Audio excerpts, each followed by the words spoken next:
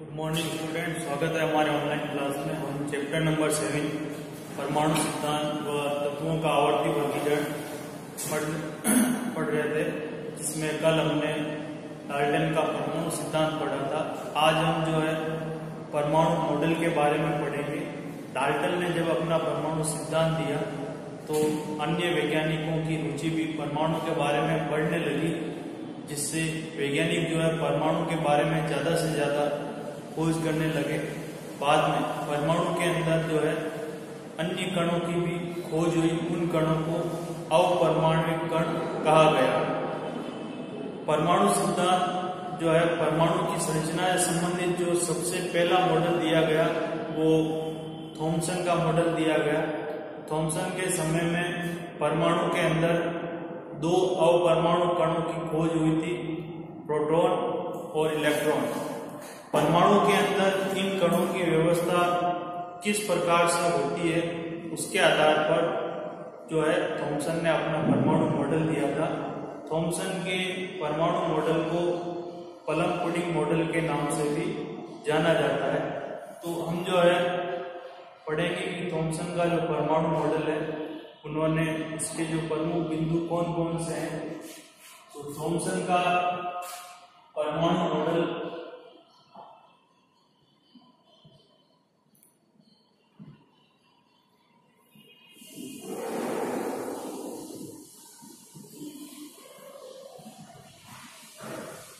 Thompson के परमाणु model को प्लम पुडिंग मॉडल भी कहा जाता है। इसे प्लम पुडिंग मॉडल भी कहा जाता है।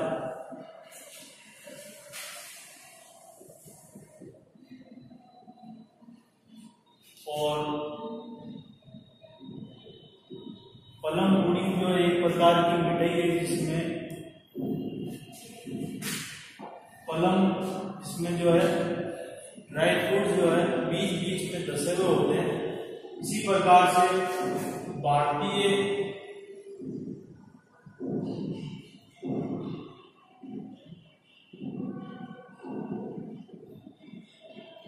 परिप्रेक्ष्य में इसकी जो तुलना है,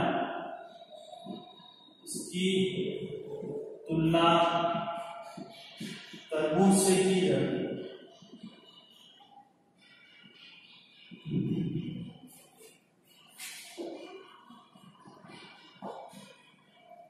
अब ये जो मॉडल है थॉमसन का, जो परमाणु मॉडल है, थॉमसन ने ये बताया था कि परमाणु एक धनावेशित गोला है। यानी थॉमसन के समय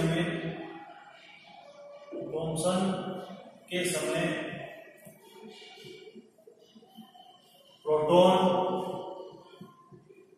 व इलेक्ट्रॉन की खोज हो चुकी थी। इन कणों के आधार पर इन्होंने अपना मॉडल दिया। प्रोटॉन जो है धनावेशित कण है और इलेक्ट्रॉन जो है वो ऋणावेशित कण है। प्रोटॉन धनावेशित कण है और इलेक्ट्रॉन जो है वो ऋणावेशित कण है।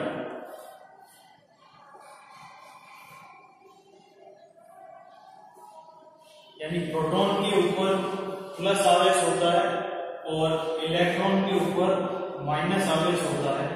ये कण परमाणु के अंदर पाए जाते हैं।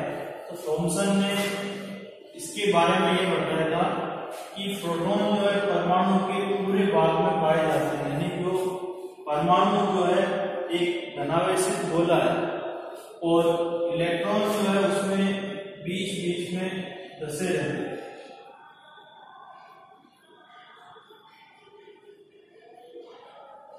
इस प्रकार से इलेक्ट्रॉन बीच बीच में धसे रहते हैं। जिस प्रकार से तरबूज जो है तरबूज का जो लाल भाग है उसकी तुलना प्रोटॉन से कर सकते हैं कि तरबूज के अंदर लाल भाग पूरा फैला हुआ होता है तो उसको हम प्रोटॉन मान सकते हैं, और तरबूज के अंदर जो बीच में लाल भाग के अंदर जो बीज होते हैं उसकी तुलना इलेक्ट्रॉन से कर सकते हैं। इस प्रकार से थॉमसन ने ये बताया कि परमाणु धनावेशित गोला है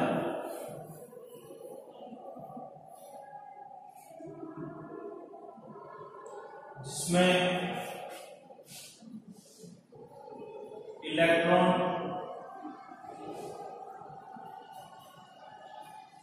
बीच में धसे रहते हैं।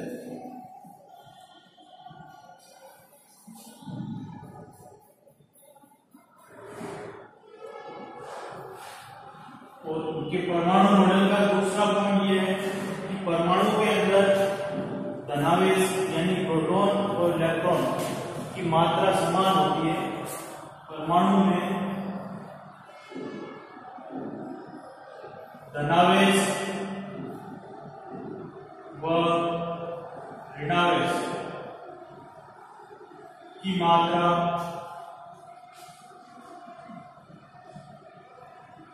समान होती है।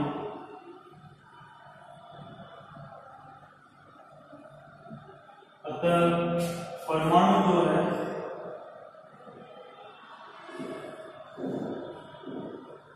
विद्युत रूप से उदासीन होता है।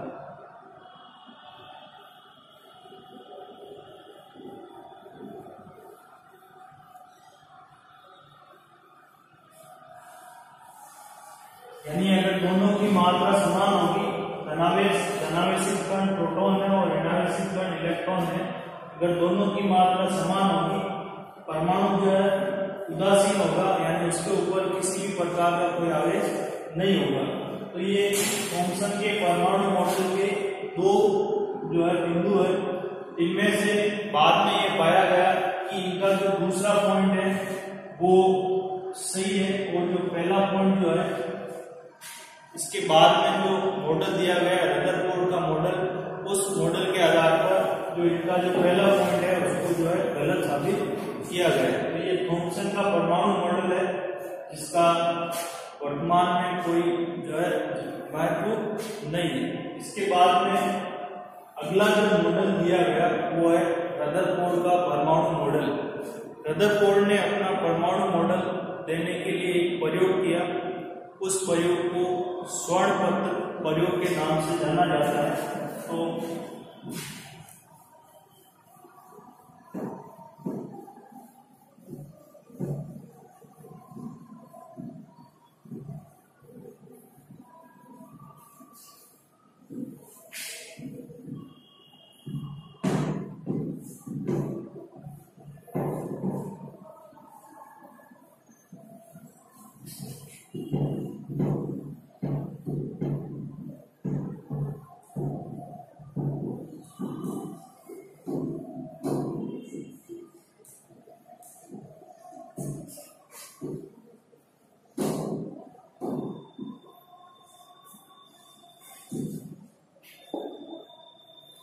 थॉमसन के बाद में दूसरा जो है रदरफोर्ड का परमाणु मॉडल।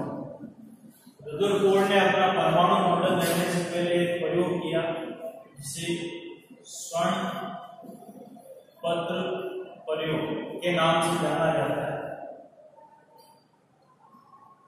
स्वर्ण पत्र प्रयोग का मतलब है, स्वर्ण का मतलब है सोने की एक बहुत पतली पन्नी ली। बहुत पतली पन्नी लेने का मतलब यह है कि उसमें जितनी ज्यादा वो पतली पन्नी होगी उसमें परमाणु की संख्या उतनी कम होगी। तो इस प्रकार से उन्होंने सोने की एक बहुत पतली पन्नी ली। इसके चारों इस पन्नी के चारों ओर जिंक सल्फाइड का एक पर्दा लगाया। जिंक सल्फाइड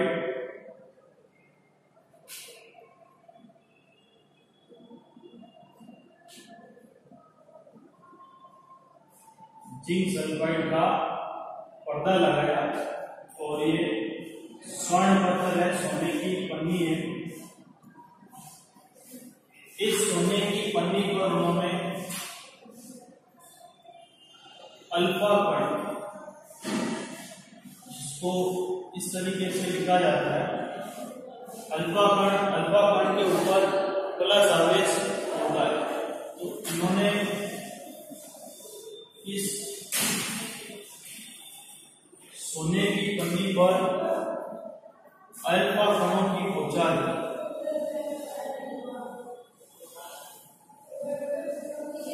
इस प्रकार से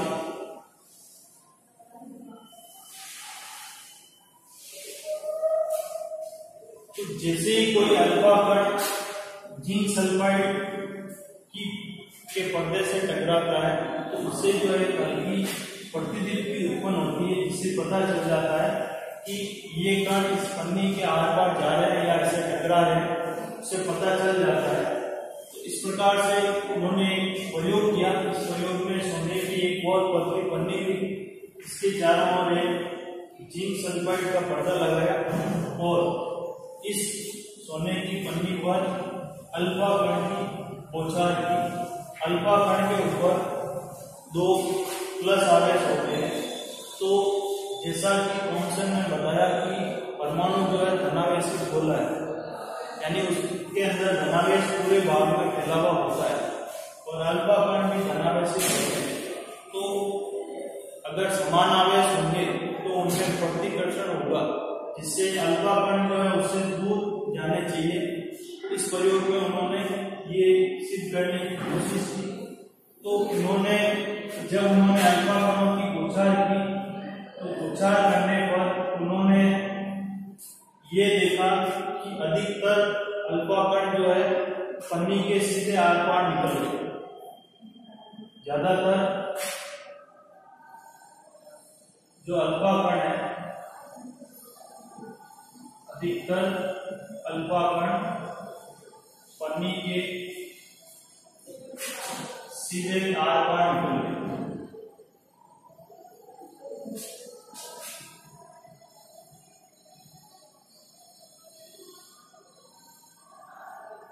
और कुछ कण जो है, कुछ अल्फा कण जो है इस तरीके से उन्होंने अपनी दिशा बदली और कुछ कोण पर वो परिवर्तित हुई उनकी दिशा। कुछ कण अपनी दिशा से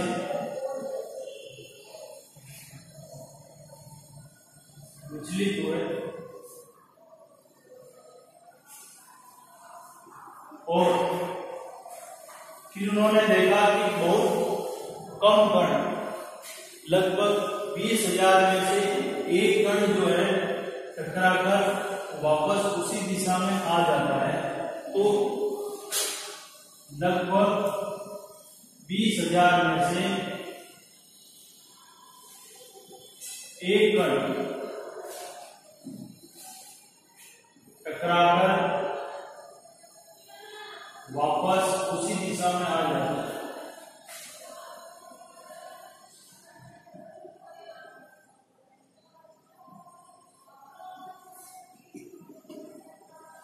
ये इस प्रयोग के प्रेक्षण है। उन्होंने देखा कि अधिकतर अल्फा कण सीधे आर पार निकल गए, उनके बीच में किसी तरह की कोई प्रतिकर्षण नहीं हुआ और कुछ कण जो है प्रतिकर्षण के कारण उन्होंने अपनी दिशा बदल ली और बहुत कम कण यानी लगभग 20,000 में से एक कण टकराकर वापस उसी दिशा में लौट कर आ जाता है। ये इस प्रयोग की परीक्षण है। इस प्रयोग की जो निष्कर्ष है, यानी इससे उन्होंने क्या सिद्ध किया, तो इस प्रयोग से इन्होंने ये सिद्ध किया कि जैसा थॉमसन ने बताया कि परमाणु जो है धनावेशित गोला यानी प्रोटॉन जो है पूरे भाग में फैले हुए होते हैं, तो उन्होंने ये बताया कि परमाणु का अधिकतर भाग जो है खाली होता है। खाली होने की वजह से ज्यादातर जो अल्फा कण है वो सीधे आर पार निकल गए। अगर सभी जगहों पर अगर धनावेश होता तो वो कण जो है सीधे आर पार नहीं निकलते। तो पहला निष्कर्ष उन्होंने ये निकाला कि परमाणु का जो है ज्यादातर भाग जो है वो खाली होता है।